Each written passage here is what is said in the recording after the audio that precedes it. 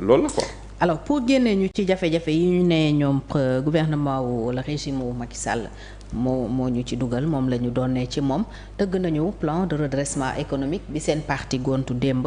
mën naa wax xotti ko traite wax ni du plan bu baax du plan de redressement mais plan de régression la. fan ngeen teg ne plan bi baaxul. waaw fi ñu ko teg déjà foog naa ni benn mbir rek laa la ciy wax. muy firnde bu nga xam ni nit ku nga xam ni yàlla may na la xel sa xel soxlawul sax muy nàcc mais na doon rek nit ku cohérent mooy ni ci recyclage d'actifs yi comme ni ko Youm waxee. dañu gis ni ci page bi nga xam ne mooy ña fa joxe ñetti chiffres yoo xam ne benn nuróowu ceeg moromam ci recyclage d'actifs yi. bu njëkk bi ci page 26 la wax ni mi ngi toll ci 1124 milliards. beneen bi ñu dem ci page 17 mu ni recyclage d'actifs bi mi ngi toll ci 1091 milliards. mu demaat à 1h33 de son discours 33 minutes de son discours il déclare que 1519 milliards la déjà loolu rek soxlaatul sax di dem di gëstu lii wala di gëstu lale wala di gëstu leneen wane na ni effectivement c'est de l'amateurisme pur et simple rien n'est cohérent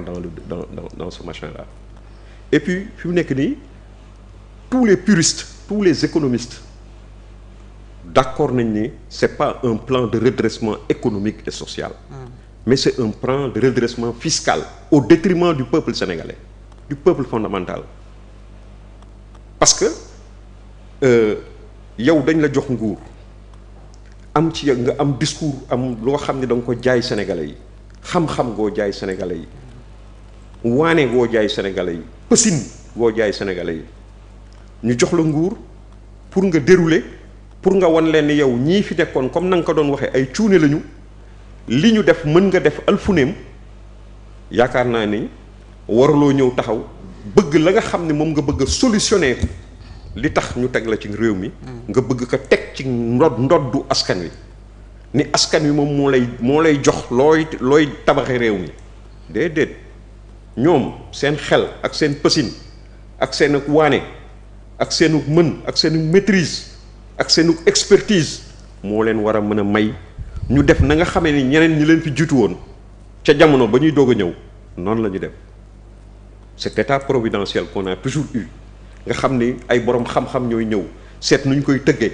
yan pexe la ñuy indi président Macky Sall dégg ngeen ko fi plusieurs fois mu wax leen fin du mois yi mu doon dund nu mu demee et cetera mais xelam seen xel li mu màcc jëm ci dara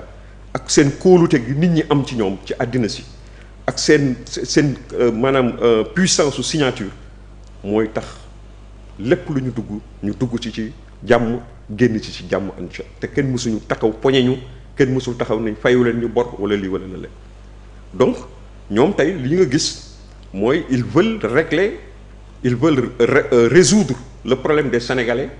en demandant aux Sénégalais en renvoyant la balle aux Sénégalais de dire aux Sénégalais les plus pauvres nag waxuma sax les plus riches mais les plus pauvres il leur demande la solution est renvoyée aux Sénégalais il faut cotiser cotise pas njàcc pas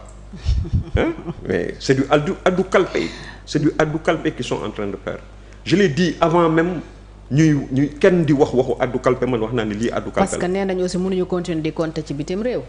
wala di compter ci bor yi nga xam ne peut-être tey ñu ngi koy jëlee ci marché UEMOA et ñu bëri wax nañu ne aussi c'est pas tenable le fait que ñuy dem presque chaque semaine ci marché UEMOA donc il faut trouver d'autres solutions. loolu aussi au moins lu leer la au moins c'est comme le manque de solution le manque de comment dirais-je l'impossibilité de prouver cette dette cachée ni mu nekkee noonu la aussi li ñuy wax ni aujourd'hui les gens se rendent compte qu'on ne peut pas continuer à squatter les marchés de l'UEMOA luuma financier yi ñuy dem di ci jonkan weer wu nekk rek bu ñu nee le 28 jot na la wala le 27 rek ñu daal di ñëw te gàddu suñu mer gàddu ñëw doon taxaw naan lebal leen ñu mënul wéy te loolu yëpp nag Fatou li nga xam ne moo doy waar mooy mësuñu dundee loolu on n'a jamais connu cette situation le Sénégal bénéficiait de dettes concessionnelles ay dettu 30 ans 20 ans avec des taux très très très bas 3 et cetera tey yow nga ñëw fekk situation bu mel noonu situation de grâce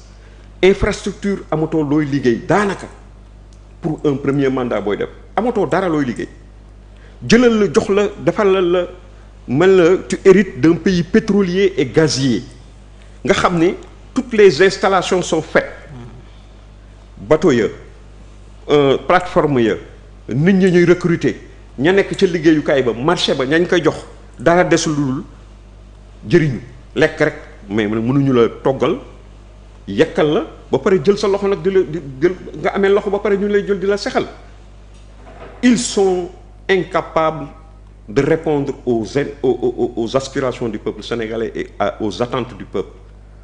parce que li koy indi mooy dañoo mënul dañoo tële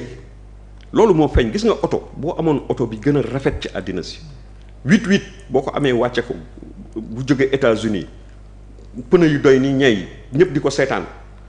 boo ko joxee ku mënul dawal oto ba du bouger fu mu nekk la muy rafet du bouger aujourd'hui ils avaient hérité d'une dette concessionnelle de 1000 milliards simplement à décaisser yaru ànd ak yar ànd ak i teggen xam ni l'État c'est une continuité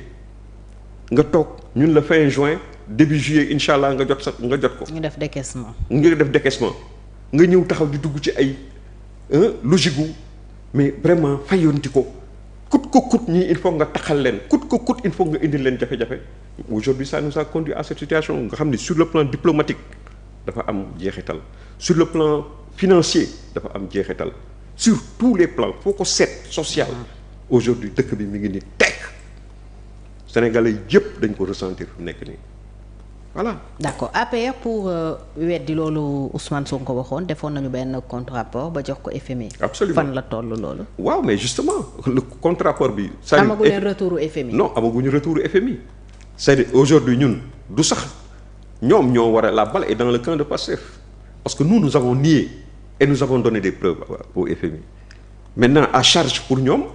pour qu'ils prouvent ce qu'ils ont dit l'accusation la grosse accusation qu'ils ont faite aux Sénégalais faudrait-il à l'État du Sénégal au régime du président Macky Sall faudrait-il qu'il puisse le prouver aussi su fekkee mënuñu ko prouver nag vraiment li des mooy taxaw on c'est nous dans nous yum laa di su fekkee dañoo tële su fekkee ni loolu la woon nañu taxaw jéggalu su fekkee dañoo tële nous sommes ouverts nous sommes des Sénégalais réew mi suñu réew la ñoo ko defar ba mu yegg si fii des générations et des générations mais donc bu fekkee ni par exemple am nañu ñoom générosité aujourd'hui def nañu états généraux des xawma lan et cetera des assises de nangam il faut faire les assises de l'économie du Sénégal borom xam-xam yi ñëw du suñu camp rek ñun on ne dit pas que nous sommes les seuls à avoir l'apanage de la connaissance et cetera mais il y a d'autres Sénégalais compétents qui sont dans d'autres camps qui peuvent effectivement contribuer qui peuvent donner leur même tu vois il y a des universitaires aujourd'hui qui nga xam commencé nañ di ci génn aujourd'hui man xam nga daan naa wax fi naan mos naa fi wax ni la ce régime est un régime populiste népotiste pas népotiste mais disons oligarchique xam nga mos naa la fi tegal ni la néocolonial mais loolu feeñ na il y a des économistes qui disent que ni effectivement cette stratégie man je l'ai publié ci sama compte Facebook ils disent que cette stratégie que ces gens sont en train de mettre en place qu'ils veulent mettre en place. Financement endogène. Non c'est pas un financement endogène xam nga un financement endogène dafa am yow lekkuloo naanuloo say nelaw doyul nga daan financement endogène. oui financement endogène toi tu n'as même pas un secteur privé capable de pouvoir supporter quoi que ce soit. ngay wax financement endogène kan moo endogène bi xam nga mooy lan mooy nit ñi. fay impôt nit ñi fay impôt ñoom loolu la ñuy wooyee endogène. alors que endogène bi du loolu endogène c'est toute une machine. léegi loolu mooy économie néocoloniale bi. non c'est-à-dire économie néocoloniale mooy système bi nga xam ni moi je ne suis pas économiste mais j'ai dit tantôt que je l'ai partagé ci sama compte Facebook la taxoon ma wax néocolonial sax du woon loolu. man dama gisoon yenn kii yi nga xam ni def nañ ko par exemple envers le FMI qui critiquait xam nga. ñoom dañ doon wax naan le régime là le Macky Sall est un régime néocolonial. Oui. Mais on les a vus courir derrière le FMI. Et donc bu ñu waxee le régime de Macky Sall néocolonial il faut qu'ils se disent aussi qu'ils sont sur cette posture. de régime néocolonial. Guy Marius Sagna il est tellement friand de taxer les gens de voilà. Aujourd'hui ils sont entrés, ils ont tout fait malheureusement ñooñu sax nanguwuñu leen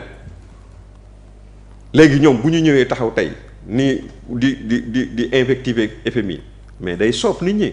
parce que tamit bu fekkoon ne mësuñu ko essayer su fekkoon mësuñu essayer avoir la grâce du FMI parce que quelqu'un qui dit que oui nos partenaires il faut qu'on leur dise la vérité nous xam nga ñoom actuellement tu sais ce qu'ils ont fait ils ont anticipé sur la puni am na ñu nga xam ne loolu la ñuy wax sur les mesures drastiques que le FMI à défaut de pouvoir prouver le truc moom la leen war a teg ils sont en train d'anticiper sur ça c'est-à-dire un ajustement structurel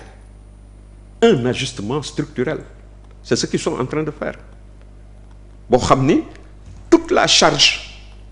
askan wi moo koy gàddu voilà. mais ñoom plan de redressement économique et